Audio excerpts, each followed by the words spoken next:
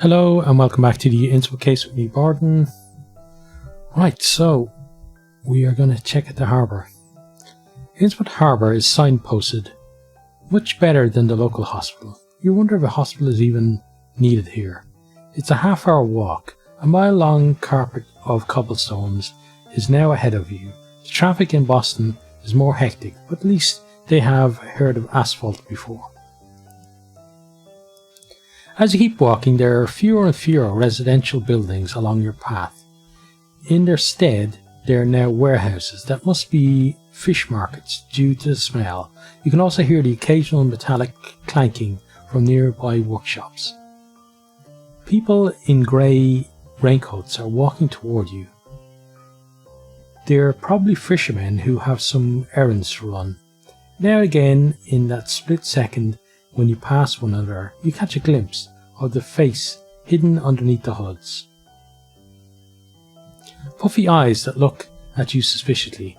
Although there are few clouds in the sky, there's no chance of rain as far as you can tell.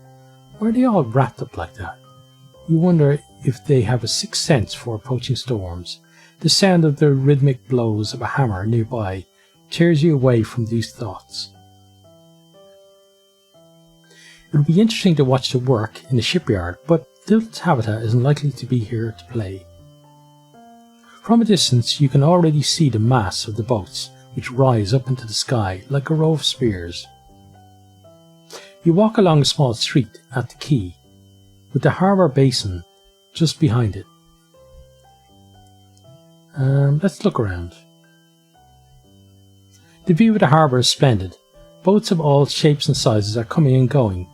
Nets are being emptied out and fish seem to be endlessly splashing into huge freezer boxes. Local trades are being sealed with handshakes, and at the end of a wide headland a huge lighthouse watches majestically over the bay. The ideal postcard motif if it weren't for the people. For people. You only know fishermen from the movies, and you have to admit that you have certain prejudices. These include they have weather-beaten skin, and the captains always have well-groomed beards. They are either strong, silent types or hard-drinking lads who sing filthy sea shanties. But these creatures in front of you are neither majestic nor leery. They move around more like tragic hunchbacks you'd expect to see in French cathedrals.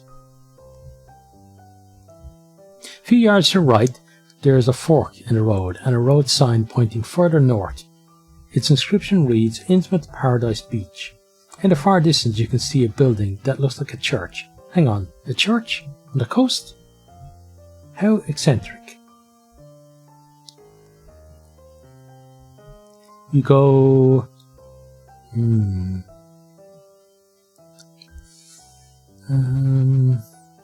Crazy Cult could be at the church. We might get some clues at the beach or the lighthouse though. We're going to go to the church. The church is located on a hill overlooking the harbour. You're immediately drawn towards it. You stroll along the docks towards the cliffs. You take in the pleasant sea breeze and the hustle and bustle on the ships. Your original mission pops into your mind. This place is so relaxing. It's too easy to forget about the little girl. Oh, this is not good. We're getting lulled into it.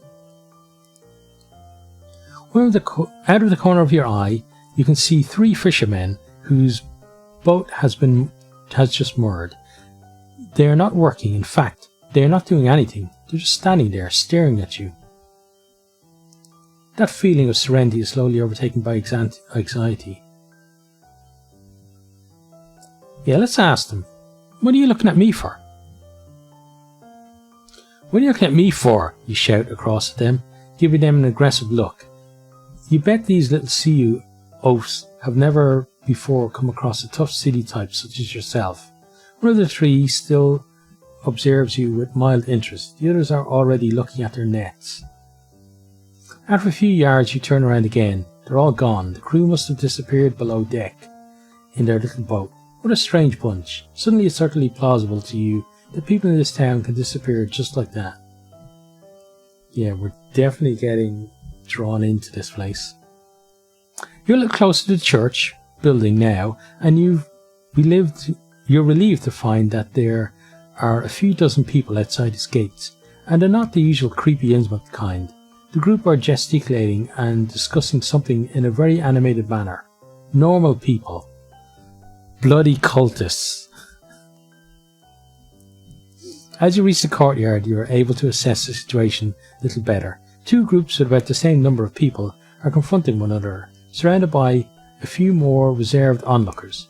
Two shouty people who appear to be the representatives of the two camps are facing each other. A bronze plaque is displayed above the gates to the entrance. Engraved on it, Esoteric Order of Dragon. Let's join the crowd and see what's going on. What the... What? He's got like octopus tentacles. One is an arm, three below his beard. You walk up to the crowd. You peek over the shoulder of the stocky figure in front of you, who are listening to the two men and occasionally nod or mumble words of dissent. One of the two squabblers, a weather-beaten man with bulging eyes, is just about to launch into the finale of his speech. And therefore, Dagon is the one God who created us in his own image, and his only son is Obed Marsh, who came to earth as man, and he is Dagon himself, because we... No, his counterpart interrupts. He's a bearded professor type, dressed in a grey wool sweater, who highlights every word with an aggressive jab of the pipe in his hand. Dagon is the creature of the world, but he is above us. He has no children, or nothing even close to this kind of thing. Even saying this is a heresy. It's the writings of his prophecy, Abdul Az-Hared. With a scrunch-up face and high-pitched voice, the sailor repeats these last words. Abdul Az-Hared, what a load of horse dung! The crowd is now on fire, their fists are raised, and there's a crackling tension among the onlookers. Oh yeah, and the whole Obed Marsh was born by Immaculate Conception. Was Marianne Marsh was bathing in the sea? Story, what do you call that? She was blessed. She was blessed there to receive Obed, and you know it. The bug-eyed sailor shouts out, no longer trying to contain his anger. You know it, he adds, hissing quietly. The ongoing murmur of the crowd is occasionally drowned out by the heavy breathing of the two main speakers. The crowd is up in arms. Let's enter the church. Why not? You're already here after all. Almost immediately, two grumpy-looking men, clothed like fishermen, stand in your way, preventing you from entering the church. You seem to have a competition going on as to who can give you the most sinister look. What now? I need to go in there? I need to go in there, you murmur, a little intimidated. I don't think so, scoffs the younger of the two. Yeah, I don't think you need to go in there. This is only for the children of Dagon, the older one grunts. They look at you with a glint in their eyes. Well, let's leave the churchyard then. You decide to leave. Other than religious fanatics, the Church of Dagon does not seem to have much else to offer, and there are enough of those in Boston. You walk down the sloping path from which you have come until you are back at the quay wall of the harbour. Okay, you go... Let's go to the beach next. Okay, and that is where we are going to end that one. So I hope you've enjoyed. Hope you're keeping safe out there, and hope to see you next time. Goodbye. I hope you enjoyed this video. If you did, maybe consider hitting the subscribe button there on the right, or checking out some other videos here on the left, or perhaps you might even share with some friends.